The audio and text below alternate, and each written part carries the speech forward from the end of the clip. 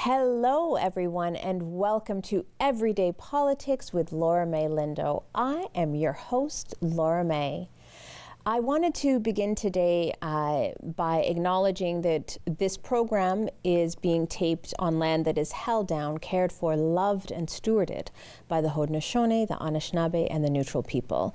We are on the Haldeman Tract, land promised to Six Nations, but not land granted to Six Nations.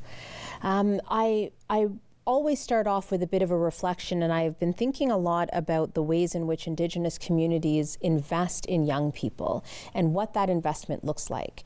And from my vantage point as a former member of provincial parliament, part of that investment has been from the government side. So advocacy from Indigenous communities to various levels of government, asking for changes in legislation, policies, and practices to better support communities and then better support young people. If you look at some of the calls to action in the Truth and Reconciliation Commission's report, for instance, you will see that there is a direct correlation to the kinds of changes that Indigenous communities are asking for from all levels of government and what it would look like to care for Indigenous youth.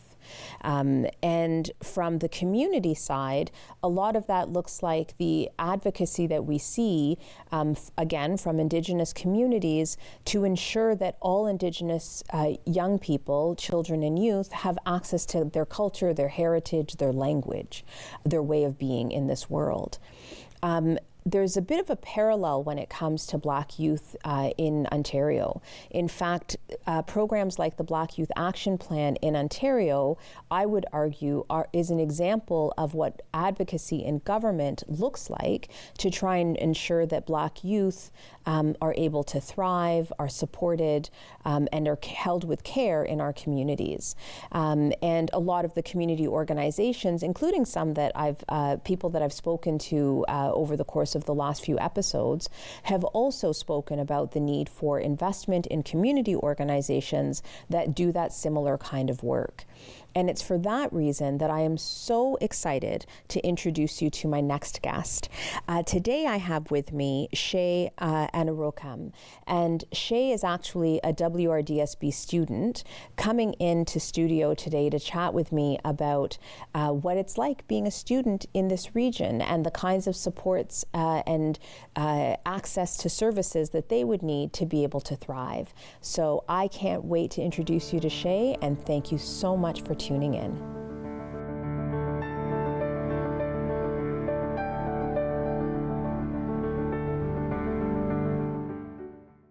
David Prang from the Chamber of Commerce Brantford-Brant speaks with community members about events and organizations that impact the city of Brantford and the county of Brant. Chamber TV, Thursdays at 6:30 p.m., right here on Rogers TV. Personal finance show that dares to ask those money questions you've always wanted to. Join Mike Bregueth when he talks with experts on all aspects of money. Money Matters with Mike Bregueth, Thursdays at 8 p.m. on Rogers TV. Your Region This Week takes you behind the headlines on issues and events shaping our community. Join Anandi Carroll-Woolery as she updates you with in-depth stories. 519 Sports Online has highlights and athlete profiles. Tune in to Your Region This Week with new episodes Mondays at 7:30 p.m. and Fridays at 6 p.m.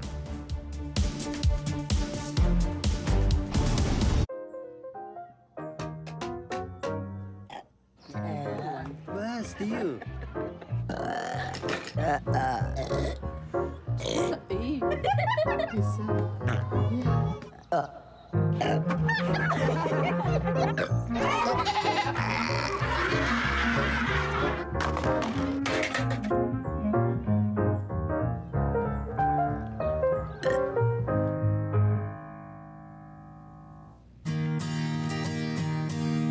Hey, we're Chris and Cam. We are the hosts of What's Buzzin' right here on Rogers TV. We are that show that chats all things trending, interviewing local guests, and we embarrass ourselves a little bit too. That happens. Yeah, honestly, we're that talk show you definitely want to check out. We're super fun. We have on local guests and things that you want to check out in the community. You can check out on What's Buzzin'. Yeah, it starts here. Starts We're gonna have here. a lot of fun, and that happens on Wednesday nights, 8 p.m. on Rogers TV.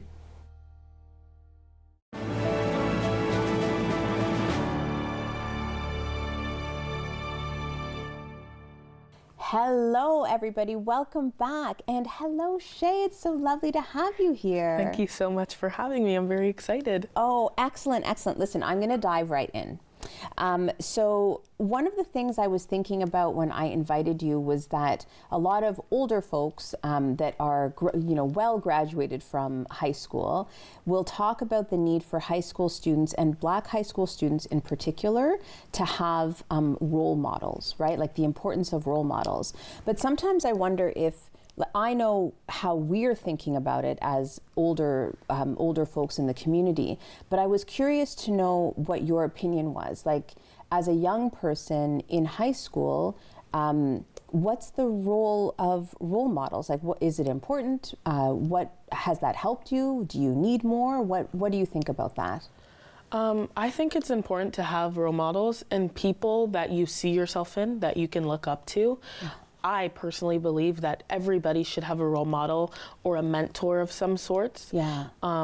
There's not a lot of representation when I was younger specifically, there wasn't a lot of representation for Black girls in the TV, Black YouTubers, really. Yeah. There wasn't a lot of that. And I feel like that impacted me a lot, and I always felt a little bit out of place because I felt like there was nobody that I was able to look up to and see myself in. Yeah. And from a very young age, I decided that I was going to be somebody that a little kid could look up to and see themselves in. Yeah. I believe that there's a lot more Black people in this area, and there's a lot of people that I find myself looking up to, you being one of them. Thank you. My brother being another one. I think it's so important for people to have someone that they see themselves in, and someone that shows them really that any goal that they want to accomplish, they can do it. It's just, you get encouraged inside of your home, and hopefully at school as well, but sometimes that's not enough. Sometimes you don't believe in yourself because you're not seeing yourself in anyone else. Yeah. You're not seeing other people do what you want to do, so it's a little bit discouraging. Yeah. So when you find that person, it's so amazing, and not everybody has someone that they look up to. Yeah. And I think that's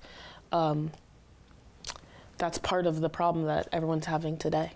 And so you were saying locally you're seeing a shift in representation, like there's more Black folks that are actually settling in Waterloo region now. Actually, there's a lot of data about the changing demographics in the region. And for those that are watching, actually, I'm going to pull that for you so that you have access to Statistics Canada's data about that.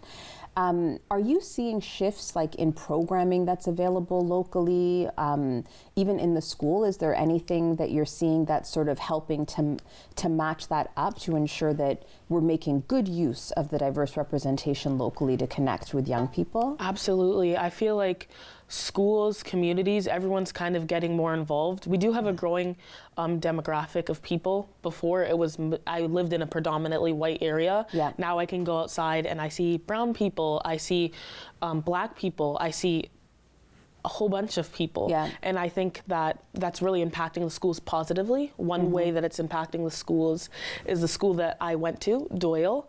They have a Black Student Alliance, and they started in 2023, I believe, and that was the first Black Student Alliance that had ever happened or went on at that school.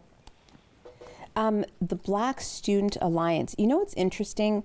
When I was in school, like when I was in high school, and I went to high school in Scarborough, and so it was actually quite diverse, the area that I was in.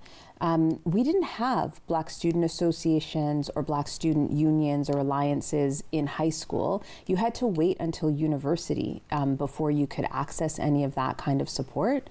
Can you talk about, like, were you part of the Black Student Alliance? I was actually, me and a group of friends had got invited to go on a field trip by this teacher. I remember it was my grade 9 year. Not exactly what teacher it was, but I remember thinking, like, this is so lame. This is gonna suck.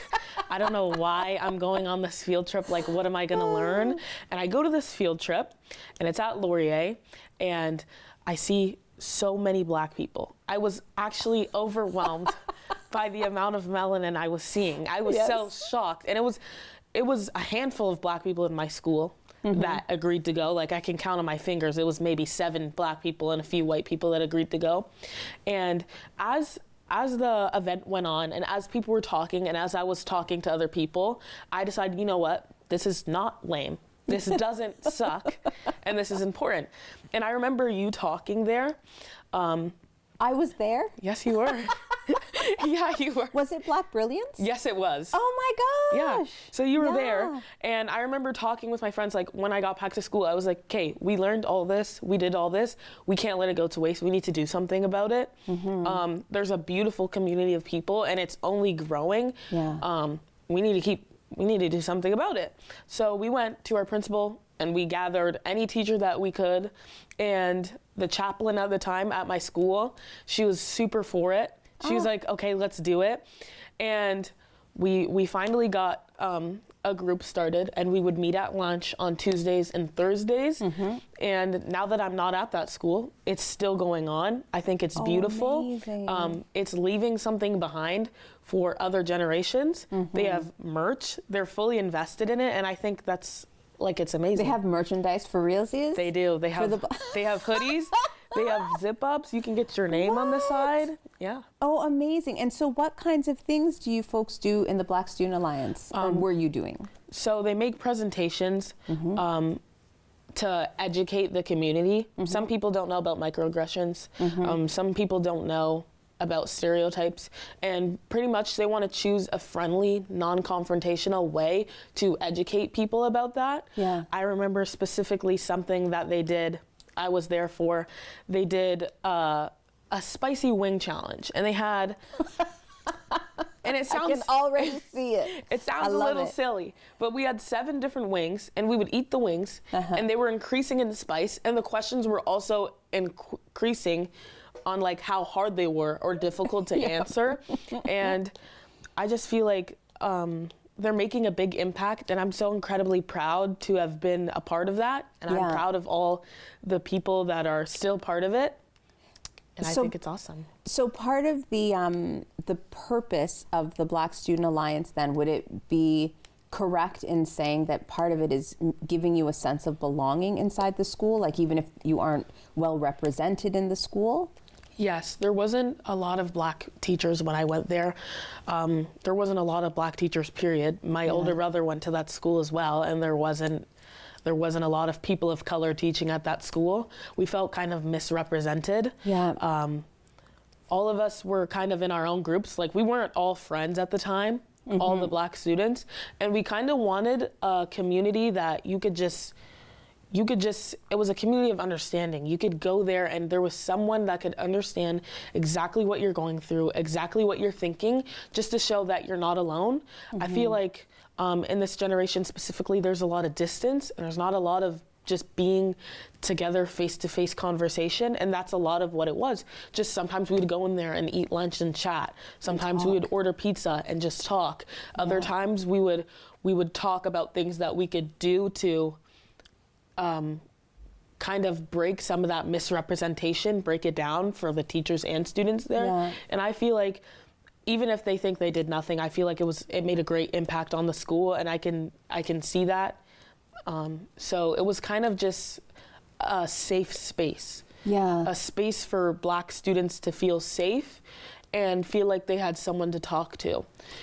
I think that's I didn't mean to interrupt you, but I just wanted you to stop there for a second and spend a little bit of time talking about what that means, because a lot of people will talk about safe spaces, and I don't know, some people think that we're talking about safe spaces as though we aren't able to deal with any kind of tensions or anything like that, but sometimes those safe spaces are just places for us to be ourselves, like to feel without judgment. Like, could you talk a little bit about that? As a young person, that was high school that you were in.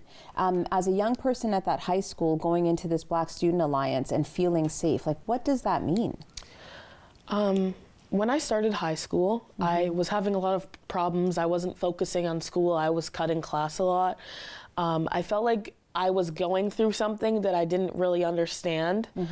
And I mean, social media is around high schools. a whole different battle. It's a whole different war. So I feel like I was super misunderstood and I had no one to talk to about it. Like, of course I could talk to my mom, I could talk to the guidance counselor, but that's not always effective as you think it is. So when I started this group with my friends, it was kind of a space that you can come and be yourself, judgment-free. Like you can be whoever you wanted to be, you come and you be that person. We were all not friends. Like not all of us were friends. Some of us were, and that kind of, some of us didn't know this person or that person, but we knew we can come here and be ourselves without judgment. And that to me is truly a safe space, somewhere that you can go and just be. There's not a lot of spaces where you can go and just be. Yeah, and you know what? It's fascinating to me too, because I remember it would have been, you said you started this in 2023? Yeah, 2023, maybe 2022. Yeah, I think it would have been around 2021 or 22. Was it during the pandemic? I don't know. Everything is like, if it's during the pandemic or after the pandemic, that's how we like know what time it was. But it was around that time. And I remember I was still a member of provincial parliament, and I wanted to celebrate black youth in the community. And that's when I realized how many Black student associations there were. And I remember speaking to some of the kids about the kinds of conversations that they would have in there, like experiences that they would have in the classroom that they couldn't necessarily speak to their teachers about, because sometimes it was things that were being said in the classroom and the teacher was struggling to navigate how to address racism in the classroom. The kids were privy to what was happening in the classroom, and sometimes those associations became the place where they would talk about it and not feel so alone. Was that a similar thing for you at your school? Absolutely. I felt like there was definitely a lot going on, especially since, as I just said, there wasn't a lot of Black people at our school, nor were there a lot of Black teachers. It was kind of challenging to be in the classroom because if anything had happened, they were confused on how to deal with it, really. And there were a lot of there's a lot of stereotypes about Black people, period. But it was kind of extra difficult being a student in high school, navigating that. And also, it was a new, unfamiliar setting. It was stressful. It's a stressful time for everybody, no matter what color you are. You're just trying to figure yourself out, and you get thrown straight into high school, and now you have this new sense of independence. And I was kind of struggling on what to do with it. So I felt like I was making all the wrong decisions. I was lashing out on teachers, family, friends, and I felt like when this group started, I kind of had a positive outlet to let those feelings out. And we also talked about better ways to communicate our feelings, which really helped me grow into the person I am today. The teachers, Miss Mina, other teachers as well that helped, specifically Miss Mina though, it was a big help. And they were super understanding. There were that was one of the most judgment-free environments I've ever been in. Oh, well, listen, we're going to take a quick break, but before I do, shout out to Miss Mina. We need to find Miss Mina and give them a little thank you gift, because it's that kind of support that teachers are providing to students. I don't know if they get their flowers. You know what I mean? But we're going to take a quick break, and we will be right back.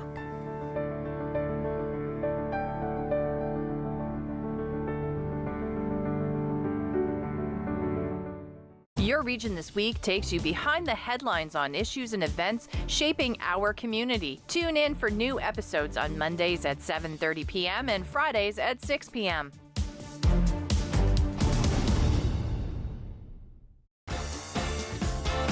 Hello, welcome to Lions TV Bingo. An announcement, we are now on Mondays. Yes, every Monday from now on, Lions TV Bingo is going to be here on Rogers. We'll see you this Monday.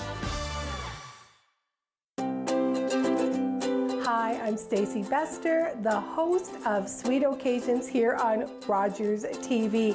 I'm so looking forward to season 7, where we're serving up both sweet and savory dishes. I hope you'll tune in and enjoy all of the flavors that we have for you. And don't forget to make every day a sweet occasion.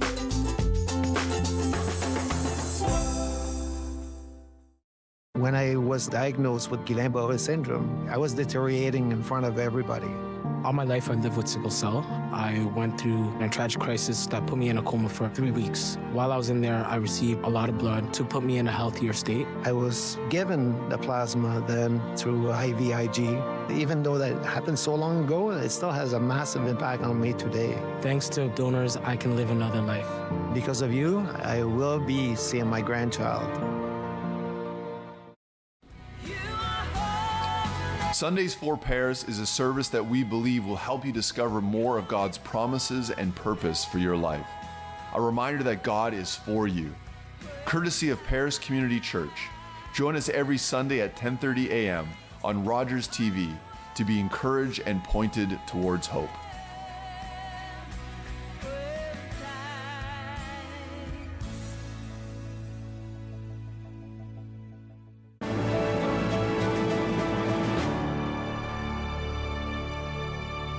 Welcome back, everyone. Welcome back. We were actually talking about both representation and safe spaces in school because you had raised the Black Student Alliance that you and your friends had started at one of the schools you were at, right? Mm-hmm. I don't know if you know this, but in 2020, I actually tabled a private member's bill. It's Bill 67. It was the number of the bill, but it was called Racial Equity in the Education Systems Act. And I had crafted the bill. It wasn't actually like me writing it on my own. Community advocates had asked me to put something forward to address racism in schools. It was supported by educators at all sorts of different levels, staff members that like education workers that were at the school, parents, community members. Everybody was saying we needed something like this. And the goal for me was to think strategically about how we can ensure that everybody within the education system from early years all the way to university and back, and everything in between, would have the tools that they needed to address racism in educational spaces. There was some tension when I tabled the bill. A wee bit of backlash came when I was talking about this because some folks didn't feel that racism was really a problem in schools. And I think there was fear that if you talk about racism, then you're perpetuating racism, right? I'm just curious, from your vantage point, especially as somebody who initiated a Black Student Alliance in a school, right? Do you think that kind of a bill is still necessary? Like, are we experiencing things that would require anti-racist interventions and support for folks to be able to address that? I absolutely think that kind of bill would be necessary. I feel like maybe it's not just right up in your face racism that's the problem, but microaggressions, the things that people hear and say to you, can be extremely discouraging. Yeah. Speaking from experience, I've been called aggressive, I've been called mean, and that's not at all how I see myself or how people who know me see me. But it's a stereotype of Black women, right? And so, and I didn't mean to interrupt you, but to clarify, because some of the viewers may not know. Yeah. But one of the most common stereotypes for Black women in the community is that we're too loud, we're too aggressive, we're unkind, right? Have there been other examples that either your friends have experienced or ways that you've seen people, moments where you've seen like they need help to be able to intervene better? I feel like maybe anti-racism training, training against what actually is a microaggression. Some people are racist and they don't know. They do racist things and they have absolutely zero idea. And I think that's the type of racism that you need to watch out for. I think maybe that's why there was some backlash on the bill. Because these types of people have no idea. And I just think it's important to educate people on what it is. Maybe it's not discriminating against someone because of their color, but maybe it's the things in the comments that you say and the comments that you make.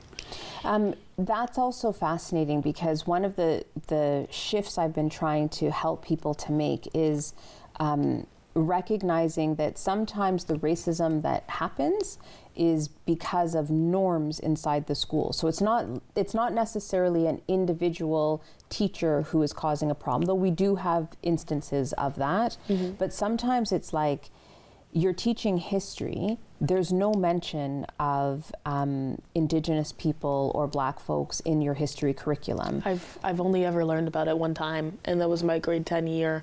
My history teacher, her name is escaping me right now, but she made it a point to mention the Indigenous people, the Asian people, the Black people, the parts they had in war, the differences that they made. She made it a mention, and I literally never heard of that in my life, because you learn history basically your whole life when you're in elementary, and I've never heard of that.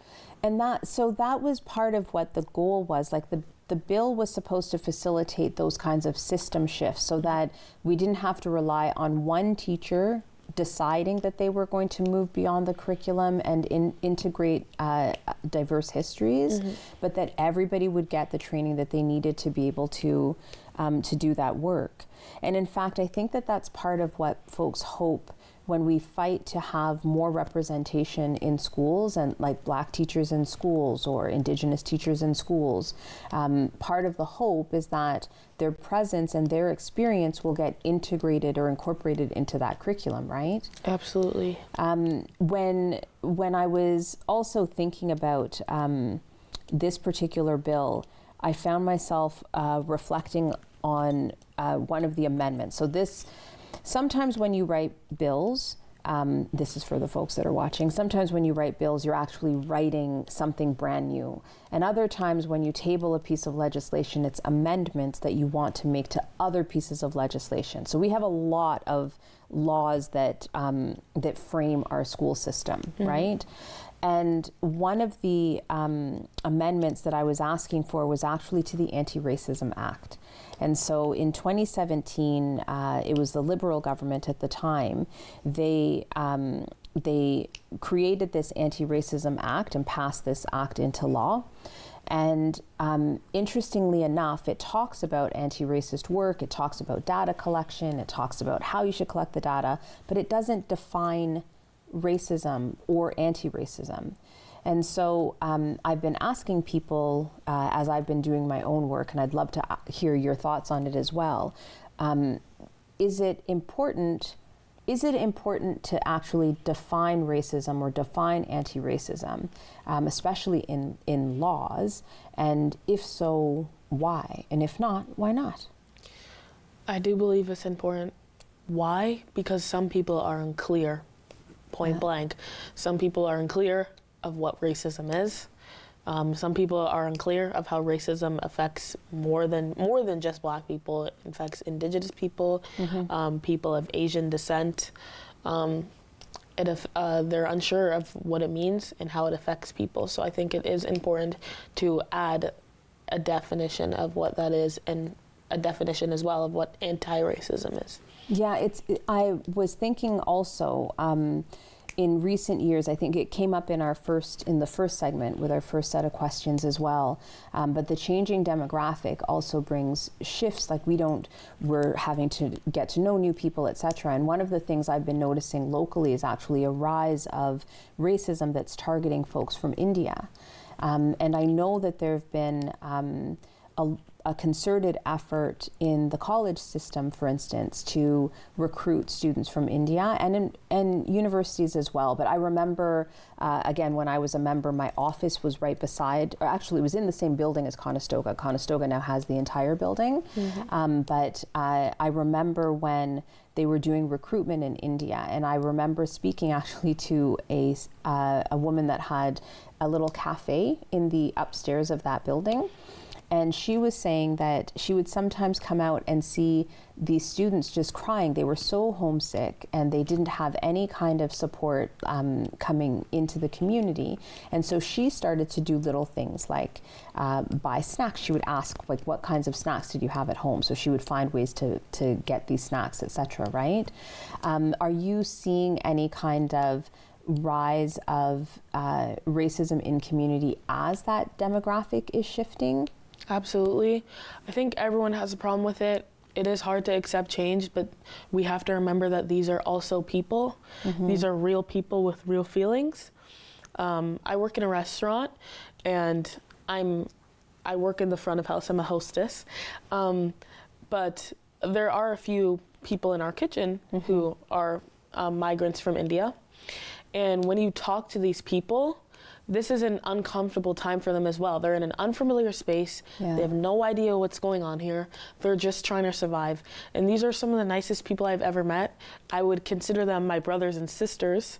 The love I have for these people are so deep because just like any people, they could be good or bad, but we're choosing to categorize them as bad people. They're taking our land, all this and all that. But at the end of the day, they're still just people. And I've been really worried because I know in a lot of the news reports, there've been these stories being told that like newcomers are taking the houses. That's the reason why we're in this housing crisis. But I know that the housing crisis was here well before this influx, the newer influx of newcomers, right? Yeah, it runs deep. There's been a housing crisis.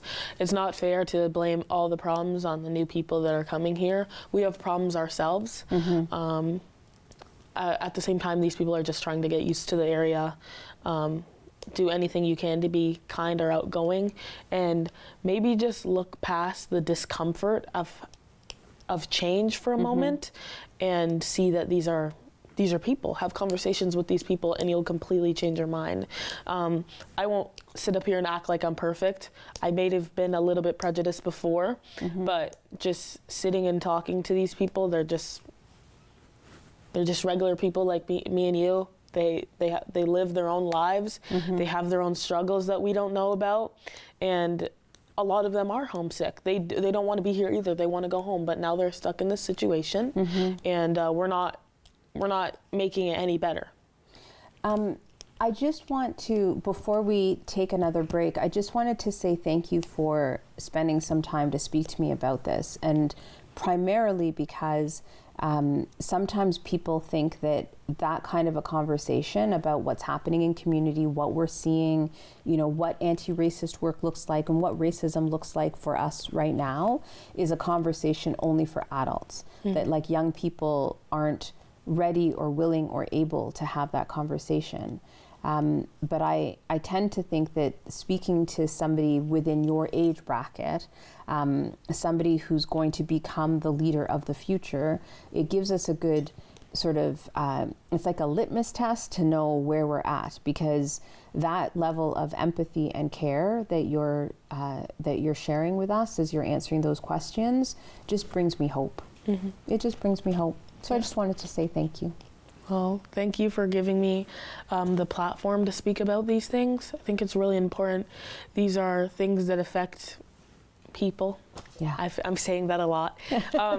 These are things that are affecting everybody, and these are things that maybe people just need to hear a different perspective of, and they'll get it. Well, listen, we are going to be right back right after this break. You're going to get a chance to eat a little bit more bread. And for all of those that are tuning in, we will be right back with you in just a moment.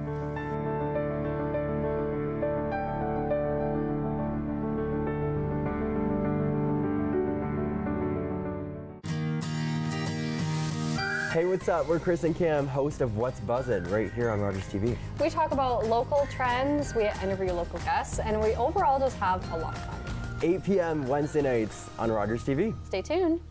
David Prang from the Chamber of Commerce Brantford Brant speaks with community members about events and organizations that impact the city of Brantford and the county of Brant. Chamber TV, Thursdays at 6:30 p.m. right here on Rogers TV. Was that 4 or 5? He's lost count and still thinks he can drive. Do you think he knows that when he is caught and charged with impaired driving, he'll lose his license and a lot more? If he gets in his car, he'll face costs exceeding $20,000. Does he realize he could have a criminal record for his choice to drive? And it could be much worse if he crashes. Wonder what he'll be thinking tomorrow. Have a hold on one at 15. Visit arrivealive.org to find out more. Arrive Alive. Drive sober. For me, it all started here. I do my best work here. Scores! Oh my goodness! This guy's dangerous from here, here, and here. We're watching history in the making here. And our fans are up here. I'm here for it. It's all about what's up here and what's in here. Sportsnet, here for hockey. Your Region This Week takes you behind the headlines on issues and events shaping our community. Join Anandi Carroll-Woolery as she updates you with in-depth stories. 519 Sports Online has highlights and athlete profiles. Tune into Your Region This Week with new episodes Mondays at 7:30 p.m. and Fridays at 6 p.m.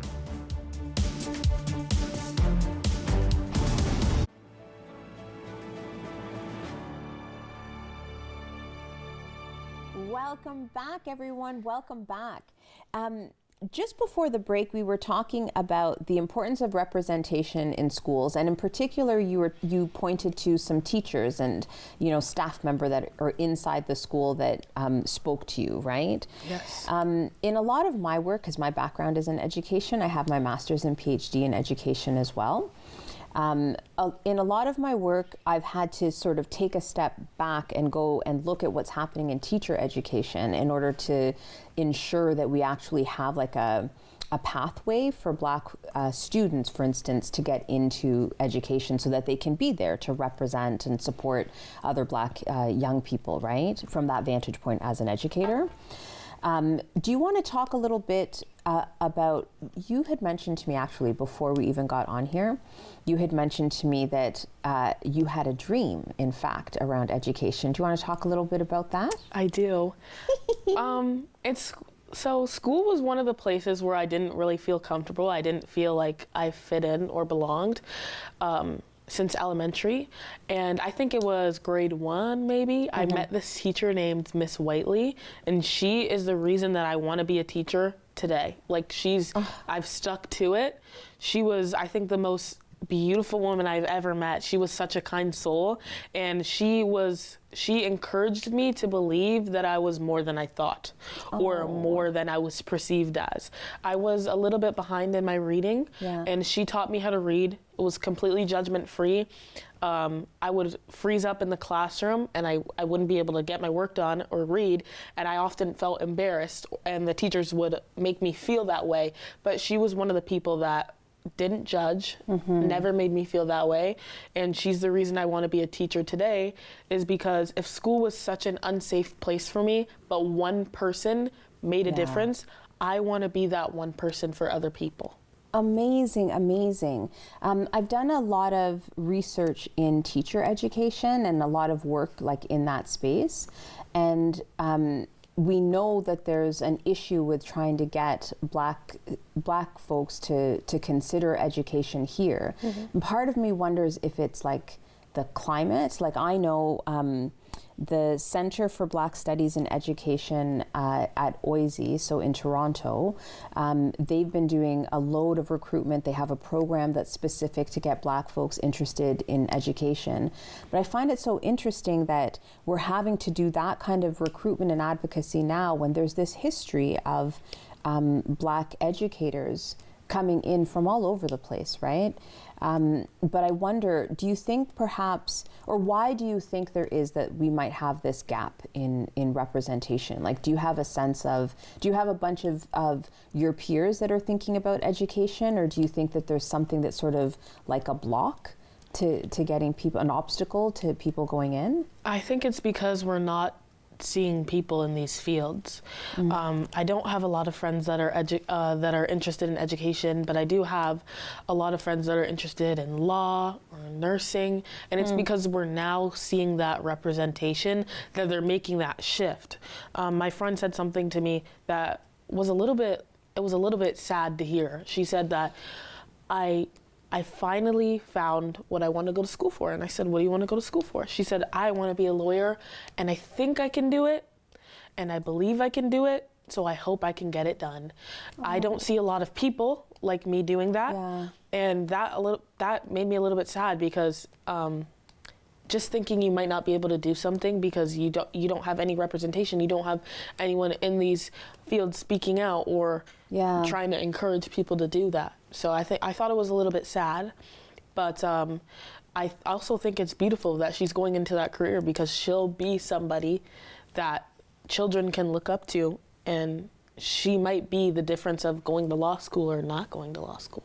That is so interesting. Your friend looking at law as a potential field, but also looking to see if people that look like them are in that field, because that becomes the marker, right? Like, I can actually not just dream about this, but I can accomplish this particular dream.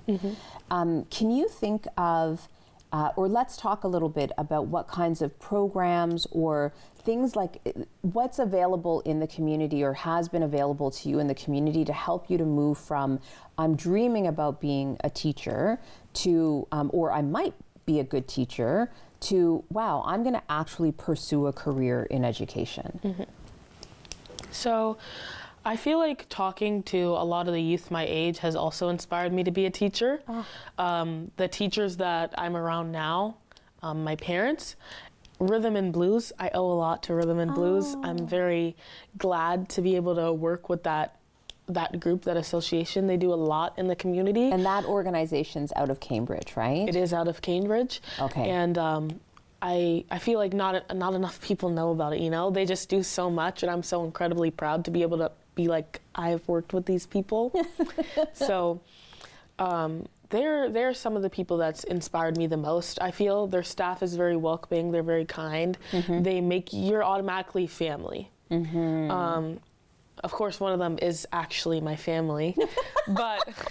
Shout out to your family member. Come now, tell everybody who that family member is. Shout out to Chrisanne McLean. I love it. I love her a lot. She again, I don't know, I was thinking it was gonna be lame. I'm like, I just need to do this work so I can get my volunteer hours done. But I became interested in it, and my volunteer hours are done. And I'd be down to volunteer with them any day. They're so fun. They're such a fun group. They do amazing things. They put on a black hair show, which I think was so amazing. We had a whole bunch of different people in the community come out, and they had, and it's the first time I've ever seen this ever. Not even on TV. They had black mannequins with coarse curly hair that everyone was learning to style. They had flexi rods. They had people in the community that do hair come and teach us, which is amazing because I seen like white parents with black kids that had curly hair that were learning and getting business cards and getting information so they could hopefully better themselves or learning a style so that they can hold their child over. I think it was amazing and super educational, just like all the other things they do. But that's an example. I know you're going to give me more, but that's an example of the people that participated in that might think about hairdressing, hairstyling. They might think about going into fashion. They might there are a whole ton of other fields that they might think about because now the representation and the tools are there. Because it's been open to them. Yes. It's opened their eyes. Maybe they never even thought that they would enjoy that, but that hair show made a difference to somebody.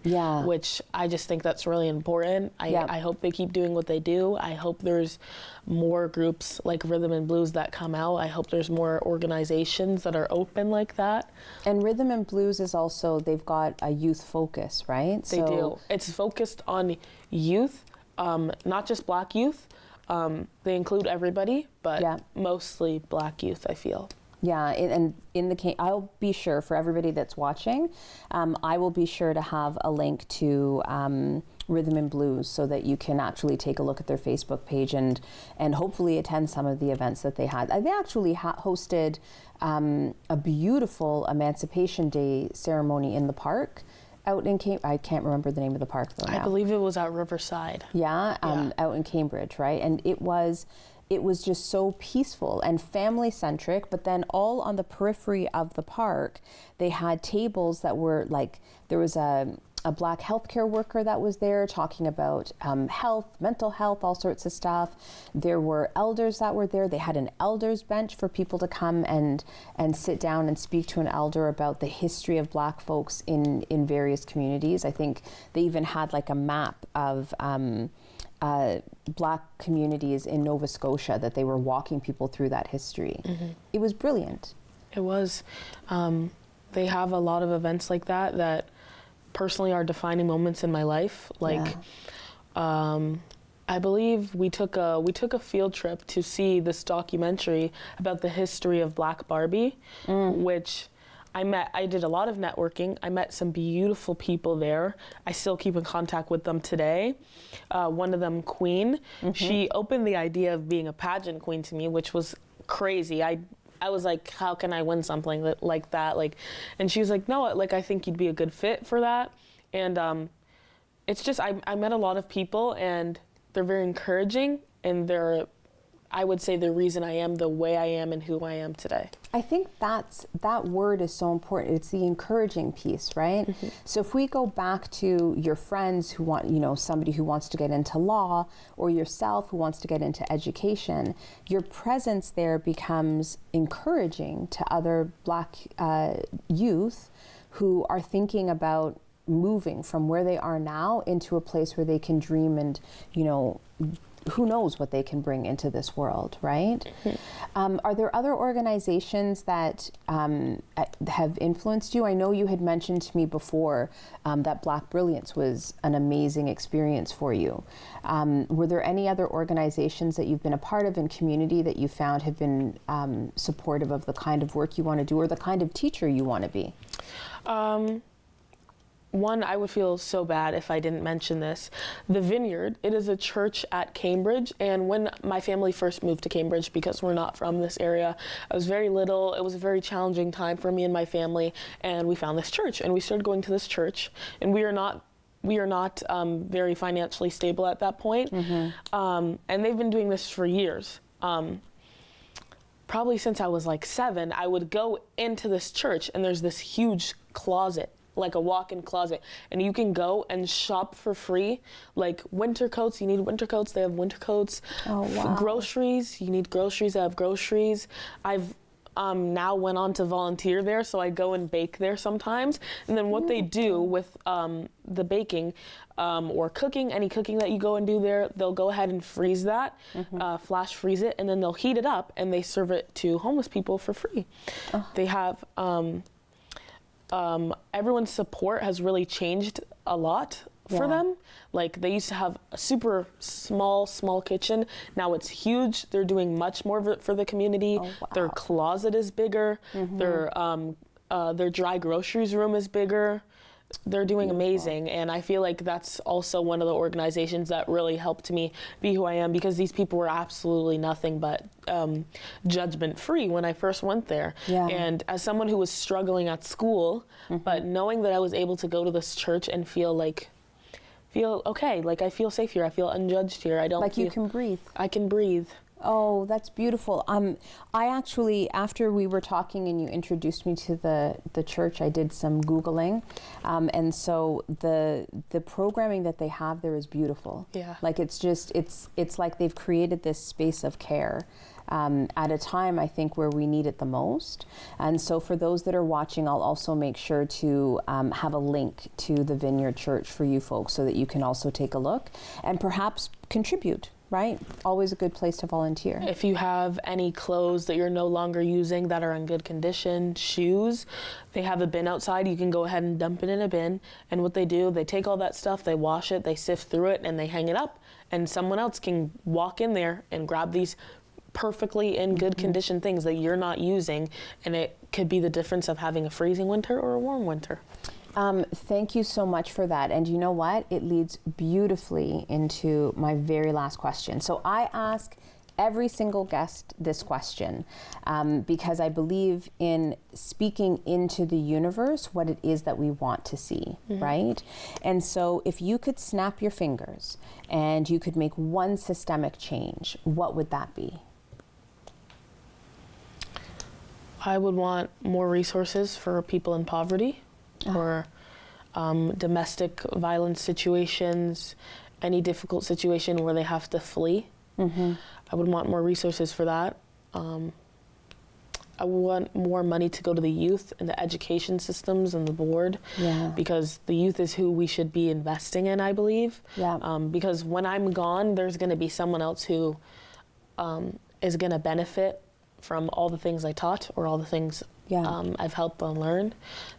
So I think that's my answer, I feel. That's really good, you know, because one of the things, it's like, it seems like you answered like there were two different things, but it's the same thing. If we invested in young people, that is also a poverty reduction strategy. Yeah.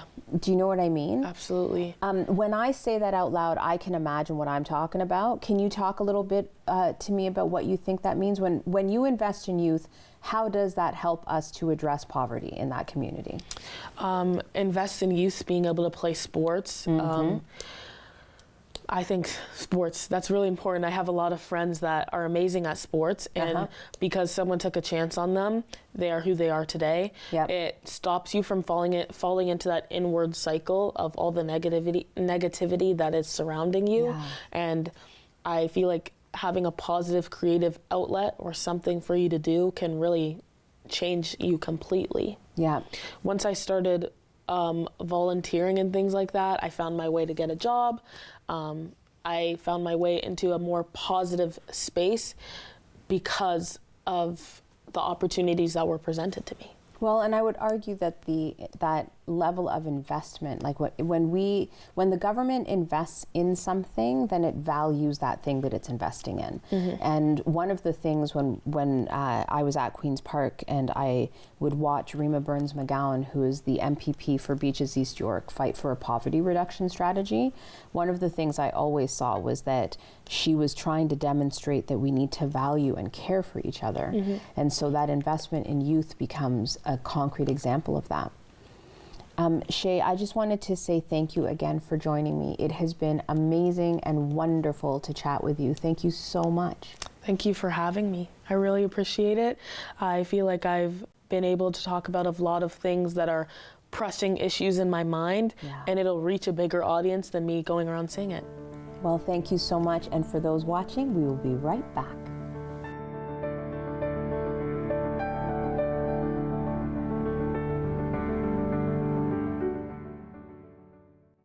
Your Region This Week takes you behind the headlines on issues and events shaping our community. Tune in for new episodes on Mondays at 7:30 p.m. and Fridays at 6 p.m.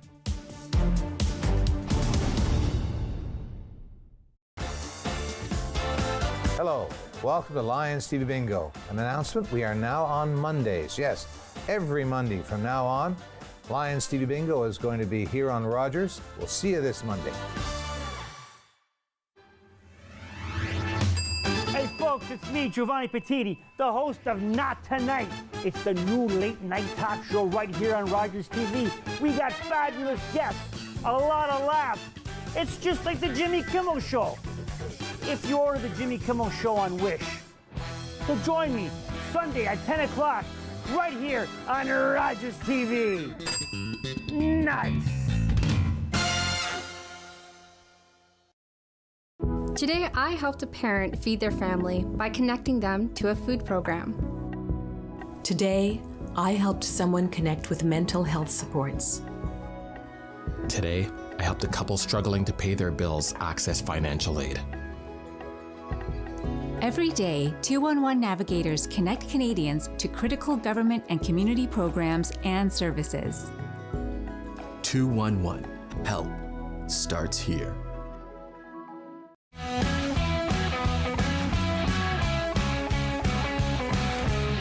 Guelph, the Royal City. Learn about the people, places, organizations, and events that make up your hometown. Join us each and every episode to learn more about Guelph and what's happening in the Royal City.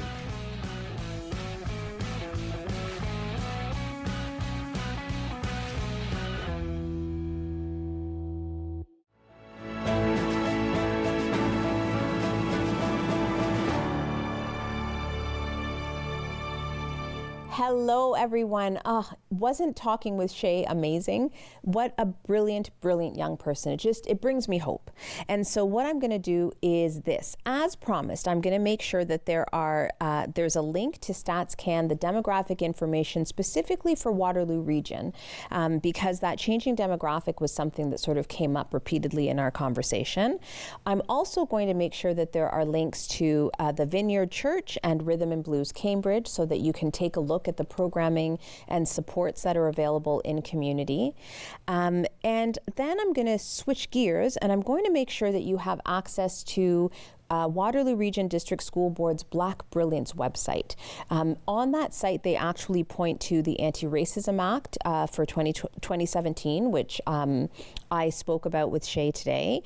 The act itself also includes an anti-racism strategy, and Black Brilliance was actually built off of both of those things, sort of in response to the call to do anti-racist work in education that's made in the Anti-Racism Act, as well as by looking at what's required in the anti-racism strategy in the province. So I'll make sure that you have access to that.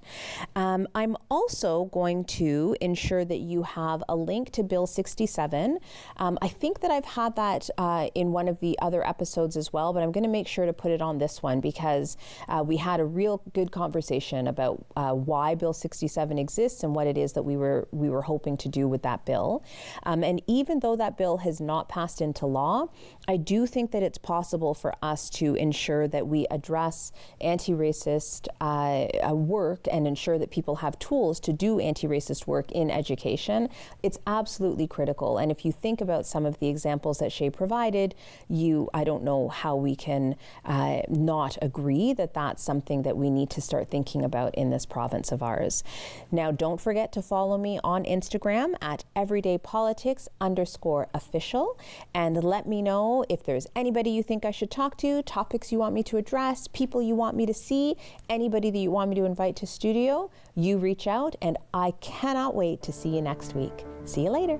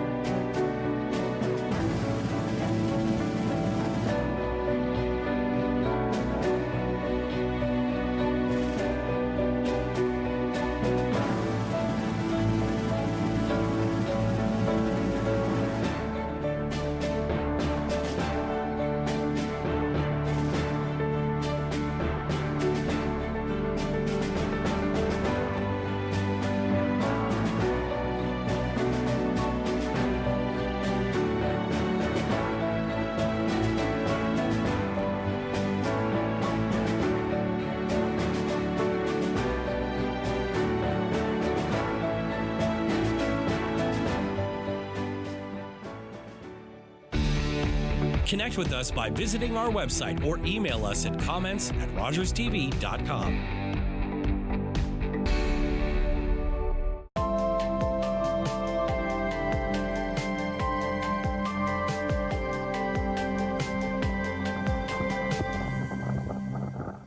Hi, I'm Michaela.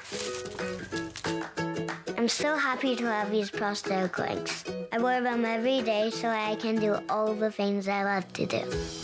I like to hike, skate, and do gymnastics. Because of your donations, Brilliance is able to give me these devices. When you donate, you help kids like me. Thank you! Mark your calendars for Rogers TV Night with the Kitchener Rangers on Friday, November 29th. As the holiday season approaches, we're proud to partner with Waterloo Knights of Columbus Toy Drive to support children in need. Bring a new unwrapped toy or make a monetary donation and help spread some holiday cheer. The action starts at 7 p.m. as the Kitchener Rangers take on the Owen Sound Attack in an exciting showdown. Don't miss this chance to enjoy great hockey while making a difference in our community. Your Region This Week takes you behind the headlines on issues and events shaping our community. Join Anandi Carroll